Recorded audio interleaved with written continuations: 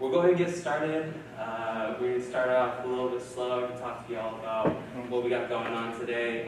So I am Pham. I use they, them pronouns. I am with the Transgender Education Network of Texas. I'm so happy to be part of an intimate group. We can have some deeper conversations today. But I use they, them pronouns. I am a Vietnamese, as you know, born Texas-raised kiddo. I think a huge part of what brought me here today, as I was talking here earlier, was just about the deep investment that we need to not only begin, but begin yesterday into the trans community. I think a huge part when we're talking about not only advocacy, policy, but what we do here at Tent is that we provide not only educational programs like this, part of our Trans Safe program, but we also are kind of putting the boots on the ground outside of the Capitol here in Austin, Texas. But we're a statewide org, so we also do community care events all across the state of Texas. And pretty much, I guess the best way to answer it for a lot of folks is we try to answer the question for folks that haven't been in contact with us is how are trans rights human rights, right? We answer that question at the Capitol. We answer that question not only here in Austin, but also Houston, El Paso, and Dallas. We're pretty much everywhere doing this all on the ground.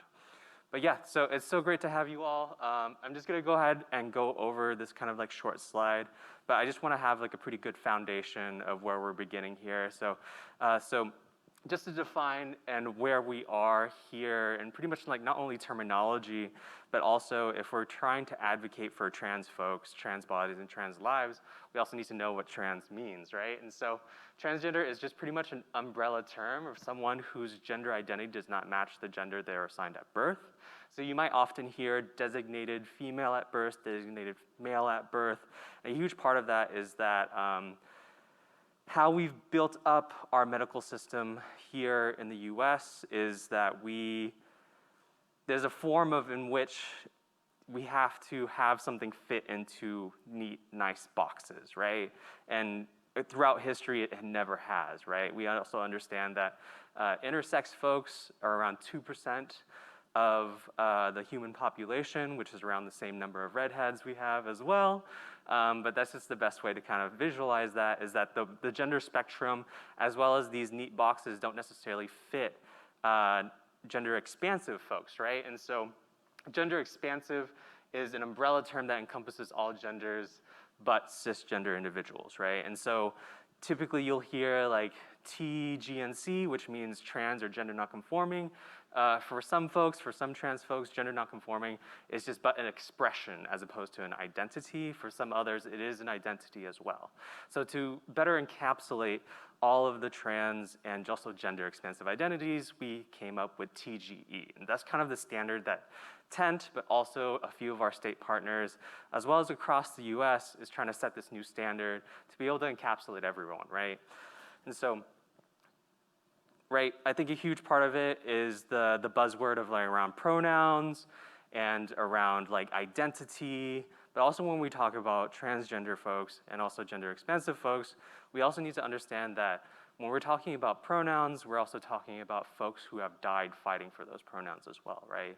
And so there is a deeper meaning to that, but I also want to say that pronouns, they pretty much started along the lines of when we started globalizing business, right? In terms of like sending correspondence across the internet or across the ocean.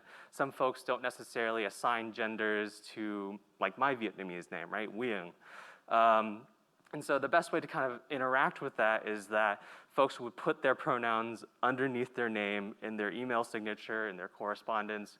Welcome everybody, feel free and join me at the front. But yeah, so when we're talking about pronouns, like it was made for cisgender folks. It was also made for trans folks, especially when we're talking about so many different examples of what gender expansive identity and the use of pronouns, regardless of some subjects don't necessarily interact with gender, and so you might see examples of MX or many other historical versions of gender neutral pronouns or gender neutral signatures and things like that. So why are we here today? Why do organizations like Tent exist, right? And so not only is it in media, but we're gonna talk about how transphobia is pretty much a part of most of our societies, right? And so when we're talking about hidden in plain sight, transphobia and being a trans ally is not just not misgendering folks, not just using the right pronouns, but it's also understanding that it being in part of every aspect of our society, in our media, I think we also got to talk about the types of films that we not only show on straight-to-TV Disney movies or, right to DVD movies, but I think a huge part of it is like this trope of having a dude in a dress or a real woman. These ideas have toxicified these very, very rigid boxes that don't necessarily fit people like me who use they, them pronouns, being non-binary. I don't necessarily identify with either. However, this toxicity, it also puts into the trope of the idea that trans women, trans people are trying to trick you. What does that lead to? That leads to interpersonal violence. That leads to Texas being the bloodiest state here in Texas, right? The bloodiest state in the US for trans people, right? And a majority of them being, right, trans women of color, black trans women here in the state of Texas, right? And for about 6 years, we led the country in the most trans murders, right? We were beat out by Florida last year, but who's counting, right? So these tropes perpetuate a deep culture in which trans people frequently are killed, right, for men being attracted to them, right? More so than that, it also leads to like medical biases in our medical system. It leads to not being able to rent an apartment. It leads to not being able to receive medical care while in detention, right? These things are in every part of society. While it might not necessarily be the focal point of our society, it does have deep effects, right? And so, what does an ally look like though, right? What does an ally look like is that it's more than just not making assumptions, but making assumptions has led to so much pain, not only within my own community, but also in the communities across the world, right? I think a huge part of it is that you're also not entitled to a person's medical information. And when we're talking about basic dignity, I don't necessarily ask everybody here, like, what's in your pants, what you got going on, right? Let alone, like, how everyone is in their own transition, right? When we're talking about transition, we also mean that it's a very deep personal point in our lives, and this transition is a very deep personal experience, right? I think something that we really do want to walk away with is there's not really a right way to transition. There's not really a right way to be trans or gender expansive, right? And so I think being an ally, you can also, help normalize parts of our lives where we find a lot of conflict, right? Here in the state of Texas, we're an at-will state. There are no statewide protections for trans folks, either in employment, finding housing, renting, whatever that might be, right? And especially in terms of documentation, we've also found that your ID can become the barrier to you even voting here in the state of Texas, right? Being considered, oh, you don't look like your picture anymore, something along those lines, right? And so understanding that what you can do to help in these moments is also trying to support individuals, not only in your social media, but we're trying to destigmatize some of the ways of life that we have to lead through. So, for example, I love that everybody here has, I think their pronouns, right, on their badge. Perfect, beautiful, I love that, right? That's helping normalize it, right? That's helping destigmatize it, right? And I want to differentiate the two between normalizing something is just a way to bring it into the norm, while destigma is trying to remove that, right? And so you might hear sometimes a partner, like a person calling their significant other their partner, right? That in the same way has helped supported individuals that might not necessarily have what America calls a traditional relationship like structure, right? And so in the same ways, helping destigmatize that, helping normalize that, even if you're cis, is a great way to do it. Another thing is that we're here in Texas, I use y'all, right? Is not using gendered language, right? Sometimes you'll see someone walk up onto stage and say, ladies and gentlemen, right? You can say distinguished guests, thank you for everybody for coming. But when we say y'all means all, we really do mean it, right? And so outside of that is just also, instead of assuming, you can also just ask for a person's pronouns, and those are great ways to support. And last but not least, listen, right? I think a huge part of supporting trans folks, not only in the state of Texas, but across the world, is listening to what they need, right? No one else other than themselves will understand what material needs do they need, what material wellness looks like to them, what wellness looks like in general. And so for the last 5 years since I came out, for the last 5 years since I started doing this type of advocacy, I've been asking people to listen. I've been asking folks, hey, listen to me. We need more support around HIV prevention for trans women, right? Trans women here in the state of Texas are disproportionately affected by HIV, not through, as I mentioned earlier, right? What does that no protections for employment look like in the state of Texas? That equals, right, different forms of transactional sex work, for example, not being able to find housing, things like that, right? And so those things really do affect down the line as these things do ripple out. So what can you do here at work, right? I think a lot of folks are very professional folks, is that understanding that you know some of these barriers do exist, is that it's easier to recognize what to be a good ally might look like. So there's many things that you can do in your individual role that can make it easier for folks, but a huge part of it is not necessarily putting the onus of the people doing the work only on the people that are being affected, right? Is that starting either an affinity group, an ARG, whatever that might look like, is definitely an easier way for folks to be able to voice what they need in their workplace, what they need as they like walk through the world. Is that, you know, if you're a case manager, for example, you know, if you're a doctor looking for those trainings, if you are an admin of your company, requesting these types of trainings is a really good way to support it, but also raising the standard of how you can support trans folks, right, in your company, in your workplace, whatever that might be. But also, like, you know, I think a huge part of it is that, you know, we can walk out of this conversation in the next 30 minutes, but a huge part of it is some people just stop there. I'm asking if y'all could continue with your education, either that through media. There's a lot of good trans media in the last few years, but also it could just be requesting these types of trainings, right? One of the best things you can do as a trans ally is help pave that way, right?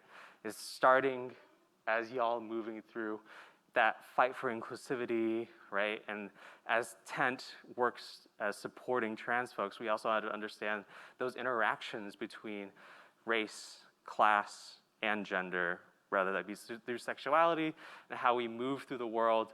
It also affects how well we are being productive or not. And that's not necessarily the way that an individual don't necessarily have to think about, right? In terms of if you're a cis person, you don't have to think about what does a restroom and not being able to go to the restroom that corresponds with your gender, how that might affect how well you can do at your job, right? So understanding is also a great way to build empathy as we move forward, right? So a huge thing is the takeaway from this, and I'm gonna be opening up for questions here. I know I'm keeping it short for you all, but I really wanna have a conversation with you, is that at the end of the day, the trans person isn't necessarily asking for much, right? There's not necessarily a right way to transition or the best way to accommodate us. We just simply wanna be recognized as humans, right? Which is kind of hard depending on the state that you're in. But I think that's a huge part of also that one-on-one interaction, right? And so there's definitely a myriad of ways of understanding this shared bond of humanity that we do have and deserving of the same dignity as well as the respect regardless of gender or gender identity. So I would love to talk to you all about the type of work that we do here, what building this type of trans-affirming space might look like. I understand that I was briefed that you all understand more than just pronouns, but I also want to kind of get into the nitty-gritty of what support do y'all need having a professional trans person answer your questions right quick, right? So I would love to kind of open it up if y'all have any types of questions. If not, I can ramble on about how you can.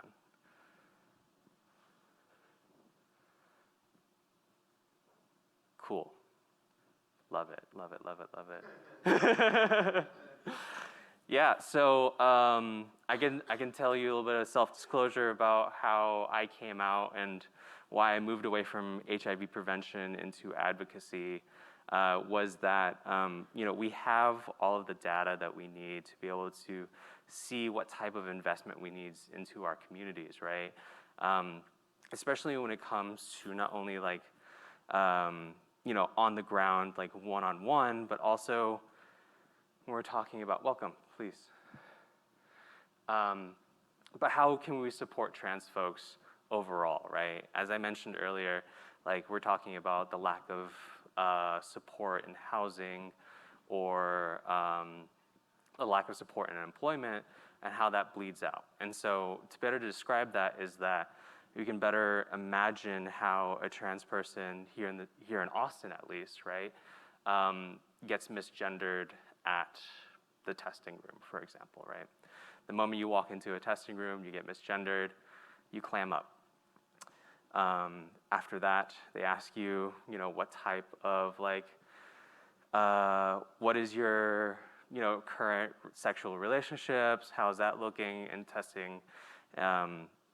And the kind of issues that come up with that is that the moment that you don't provide not even the open, warming welcome is that they clam up to not even answer the right questions, right? And that can be interactions with not only clients, but also with how you can support them down the line, right? Yes?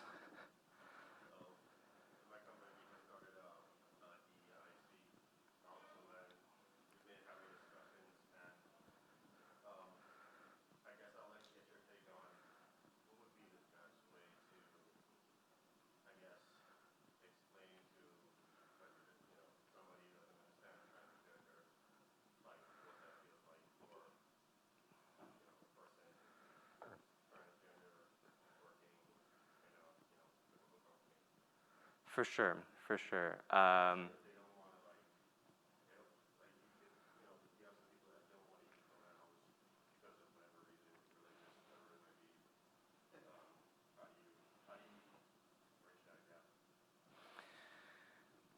How do you bridge the gap between like an admin who doesn't necessarily want to start creating that trans inclusive environment? Is that your question? Great, yes. So we have done trainings for a lot of different businesses here in Texas, and where we go in and we kind of have these questions of like these different barriers of understanding. And so it took me around like 6 months to even get pronouns right. And so I think a huge part of it is that understanding that's gonna take time and bringing up what types of urgency in terms of when we're talking about a trans-inclusive environment and how that can lead to not only a better enriching environment for a student, for example, right? But for a workplace, I think a huge part of like building and bridging that gap is kind of finding examples that I'm pretty sure that everyone in this room knows a trans person, whether you know it or not, right? And understanding that bringing that gap forward, but also for the employees of just simple dignity, I think that's a huge part of it. So I think you're talking about a DEI kind of inclusion, right? I think the best way to kind of like tackle that is that there are organizations as well as a lot of research that says that supporting trans folks in the workplace also supports the understanding of building a more diverse workflow in which you can interact with a lot more different clients, but also as you're, how we've been able to build large, huge leaps and bounds in supporting folks with disabilities, either in web design, bringing in, what do you call it? folks who have like color blindness, not being able to see certain colors, and like how that's been able to support a lot of different folks. In the same ways of having the understanding that gender expansive identity across the world has been here throughout history, right? And so when we're talking about gender expansive identity being on every continent except Antarctica, right? Of bringing that in as a global idea that we need to move forward past. Can you come up with another question, a more specific question?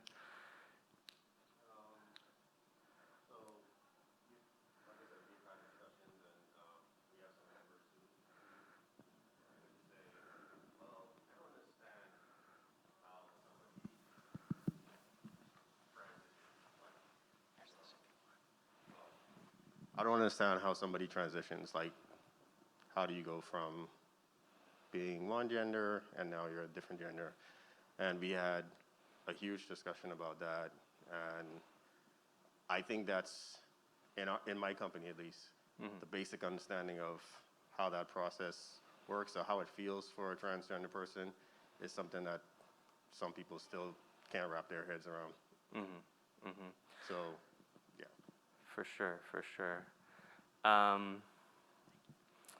Well, I guess the best way to put it, two different branching ideas. The first idea is that folks here, like I think folks think of it as like a trend, right? So I want to kind of attack that idea of like transness being a trend.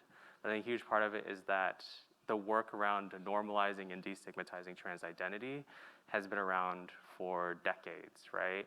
And so as we're moving forward, we went from 1.6% of high school students identifying as trans or gender expansive to now 5% of high school students identifying as trans, right? And I think a huge part of it is that there is greater awareness around the idea, but also the velocity of ideas has increased a lot, right? And so that's one thing, is that it is not necessarily a trend, it's more so it's getting better, right? And so I think another idea is that someone explained to me their transness as if they played a PlayStation, right? They love Final Fantasy, they only played PlayStation for so long, but they look over at Xbox and they're like, oh, if I started playing Halo, I think I might be better in that way, right? And so if it was a binary transition between the two, is that for one person to finally find authenticity as well as affirmation and euphoria in their gender identity, right? As some folks might hear the difference between gender dysphoria and gender euphoria, right? Gender dysphoria is part of the DSM-5, in which a person finds great discomfort in terms of like not only like how they're perceived, but also our participation in another person's gender, right? For example, that might be using pronouns, right? And so, as a person might transition and supporting them through their transition, that affirmation and finding euphoria also supports them as a person to be happier and supported, right? And how we might accommodate one person for how their gender identity might find barriers in which not only their pronouns, but also how we can support them as just another human being. I guess I keep bouncing off this idea of like just basic respect, right? And how, for example, nicknames, right? Like I have a few nicknames. My nickname is Ginny, for example. Like folks change their names all of the time, right? In the same way that it might be just social transition. For another person, it might be looking for that affirmation to stop the pain of a person as they're identifying what their gender might be as that process goes on. And so it's also supporting that person's mental health as well, right? And so I think that's the best way to kind of go about it in terms of like bringing up that idea, is like we're also supporting them finding better processes to support their mental health as well.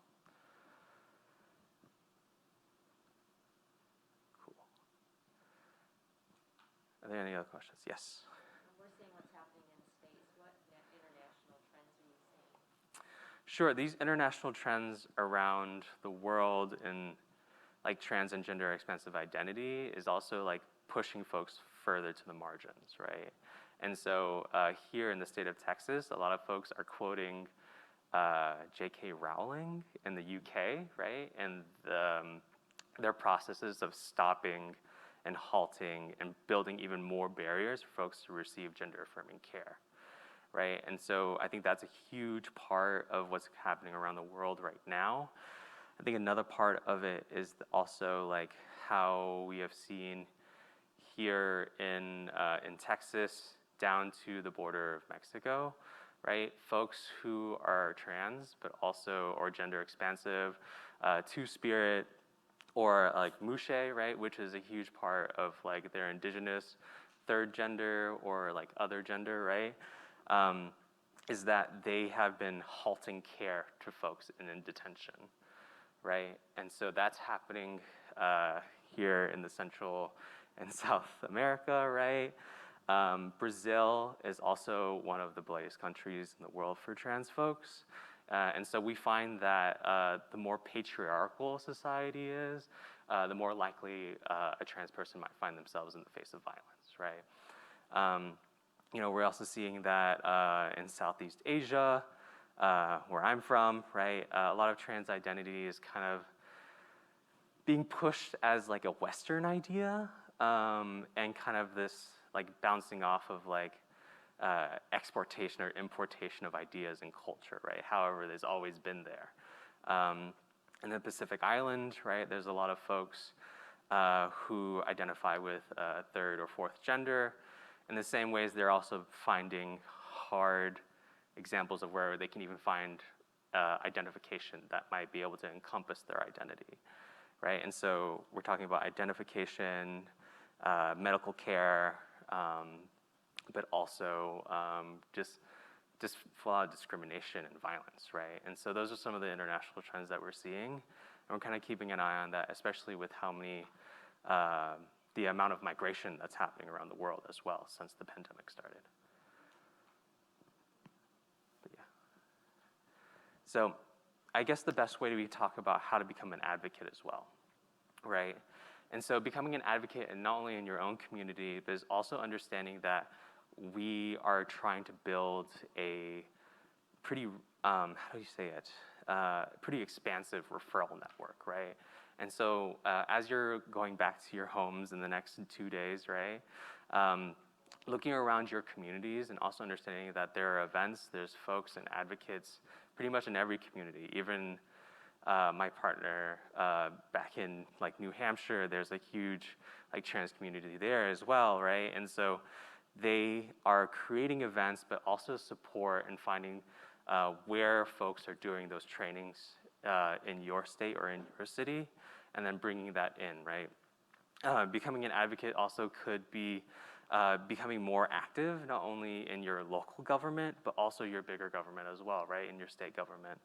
And so a lot of advocates here in Austin, live here in Austin, go to the Capitol, go to hearings, things like that. It's more than that. It's also understanding that there's mutual aid programs to be able to combat some of those barriers that folks might find for even food insecurity, right, or housing. And so building that referral network, not only in your business, but also in your lives, you can also give that down the line to the folks that might need it, right? And so becoming an advocate is also understanding and continue educating the folks around you, right? So a huge part of what we do at Tent is bringing that understanding and those questions around like, why are trans folks being included in like reproductive rights, right? Why are folks being included in immigration rights or disability justice, right? And a huge part of that is that when we say trans rights are human rights, we mean that any issue that affects a trans person is also our issue, right? And so being there for folks in every kind of aspect is also understanding to continue that education and spreading it further. But Yeah, I think there's a huge part of if you do want to become an advocate and kind of talk to folks in your community, I think the best way is kind of building a framework in which that is most robust, right? Yeah. Is there any other questions I can help you all out with?